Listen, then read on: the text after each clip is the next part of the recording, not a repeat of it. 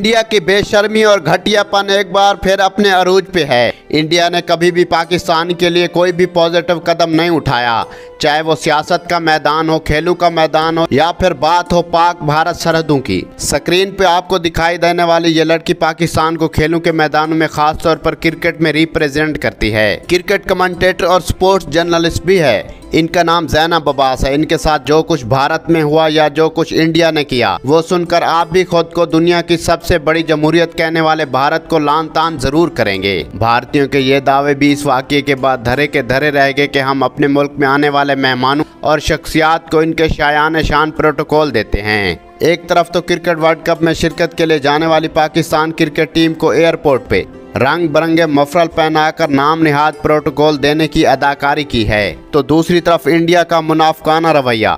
आप ये देखें कि पाकिस्तानी खातून स्पोर्ट्स जर्नलिस्ट और कमेंटेटर ज़ैनब अब्बास के साथ इन्होंने क्या क्या किया। इंडिया में वर्ल्ड कप की कवरेज के सिलसिले में गई तो ज़ैनब अब्बास को भारत ने अपने मुल्क से निकाल दिया।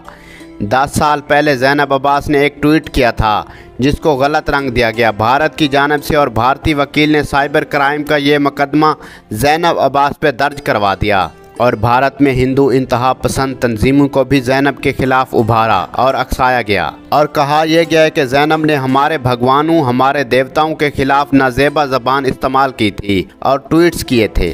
जबकि इसके जवाब में ज़ैनब अब्बास ने कहा कि मेरे ट्वीट को गलत रंग देने की कोशिश की गई है। मैंने ऐसा कुछ भी नहीं कहा जिससे किसी के मजहबी जज्बात मजरूह हों।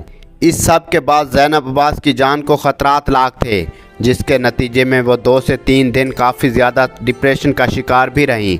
और ये तमाम बातें ज़ैनब के करीबी ज़राए कन्फर्म करते हैं, जिसके बाद मशवरा दिया गया कि ज़ैनब को वो इंडिया से सेफ़ एग्ज़िट लें और इसके फ़ौरन बाद दुबई रवाना हो गए।